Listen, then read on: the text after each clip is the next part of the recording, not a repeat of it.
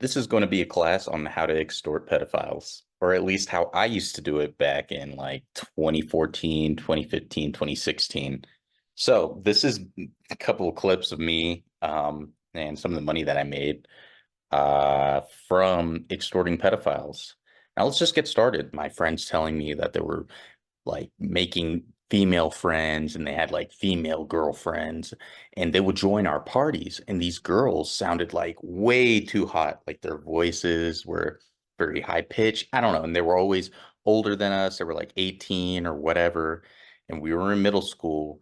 And I knew, I was smart. I was able to see through all the bullshit. And I was like, this doesn't make sense. Why would these 18-year-old, 20-year-old girls want to be playing with us or be boyfriend and girlfriend with your ass and you live, this they'd say they live in Canada or like, oh, I'm in California or whatever. It was always some weird story and they always had some hot basic white girl name, Sarah, or just sorry for all the shit Sarah's out there, but yeah, they would just always have some basic ass name that was always associated with some hot chick. You think of these names and it's like automatically the girl that comes to mind is like someone hot.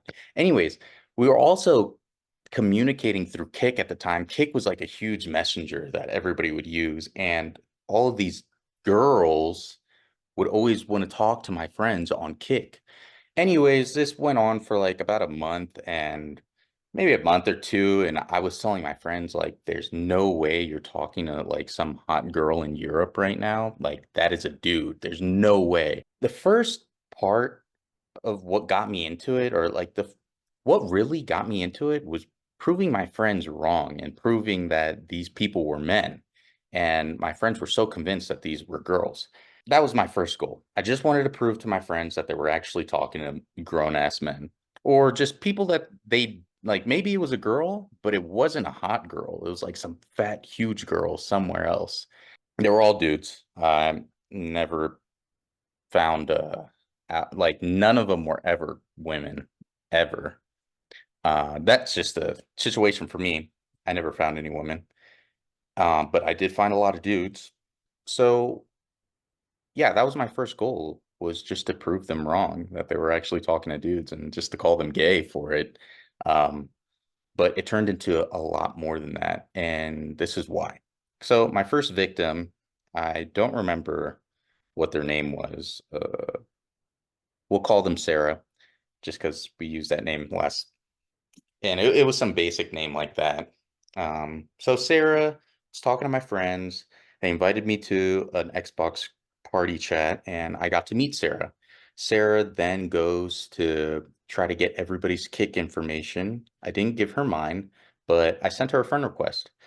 There was another occasion where I got online, probably a day or two later, and I saw that Sarah was also online. So I invited her to a party, just me and her. And this is where my mission began. My mission was to seduce Sarah and to get as much information from her as possible because I knew how to get people's IP addresses and hack them. Back then, I did a little bit of hacking. Hacking was a lot easier back then. Just there wasn't as many protections. Now there's super nerds out there that, it's way too hard. I don't even dive into it. And I haven't kept up to date with it. So if you don't keep up to date with it, you get left behind with all the new types of uh basic basically like entries to break security systems. At the time, I was up to date on everything, so I knew how to do all of it. And I started communicating with her on Kik, and then we started exchanging messages, and then it started getting like freakier, She started asking for photos of myself, and I started realizing, wait, if she's asking me for pictures, like, provocative photos, and she was sending me photos, which were fake, of course, but she was also doing this with my friends, and my friends were not as they were more gullible. So they were definitely falling for these tricks and probably sending photos of themselves back. In fact, I ended up seeing a lot of my friends' photos from hacking this individual and getting access to their computer. Now, I found out that this person, my first victim, was from Canada. So it was some Canadian dude with like a wife and kids, and he had I forget where he worked, but it was some like basic job. Um, yeah, and he had all of that posted on Facebook.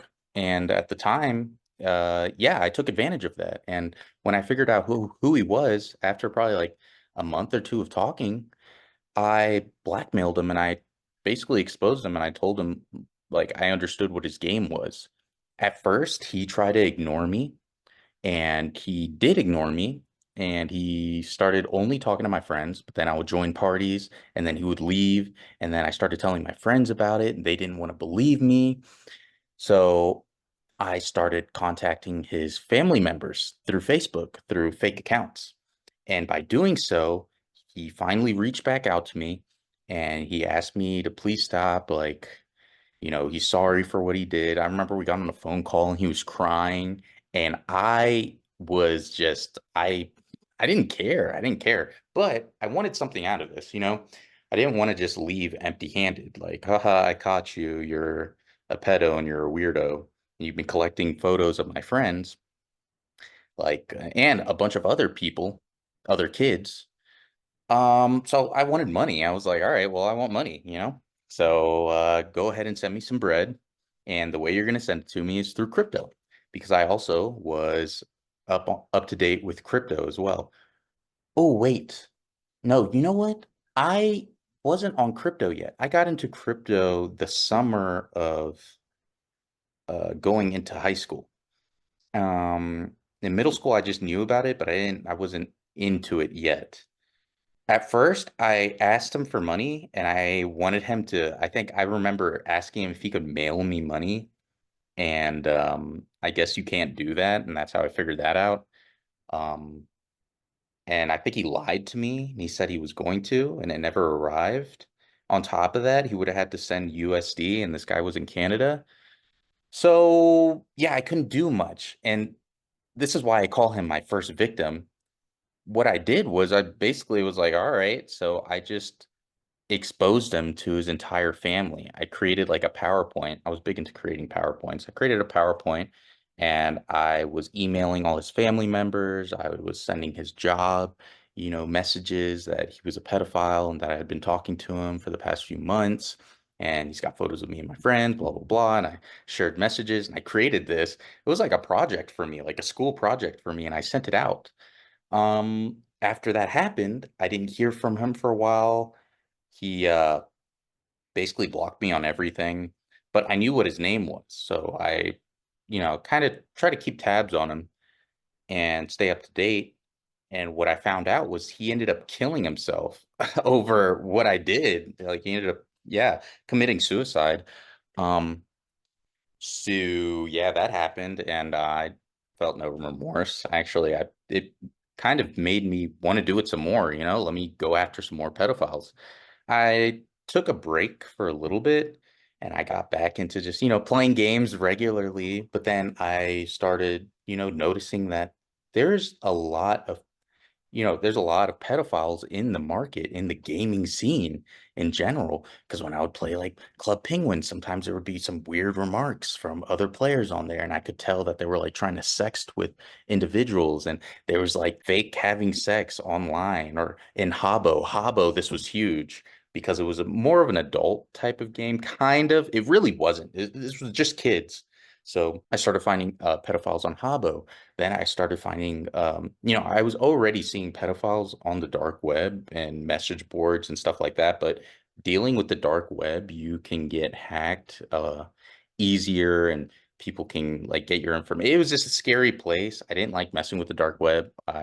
So I started off with just games and catching people there. So then I moved on to Habbo, catching individuals on Habbo. And then when I eventually got a crypto account and I could actually extort these individuals, I started doing that. So I started extorting money out of different pedophiles that I would start chatting it up with on Habbo and on Club Penguin and even on like from my friends because they were still finding these girls online. Like they were always they would find them for me. So I didn't even need to find them. I don't know how, but they would just, I guess they would just be in the like anytime they'd hear a girl, they were just such hornballs. They would send them a friend request.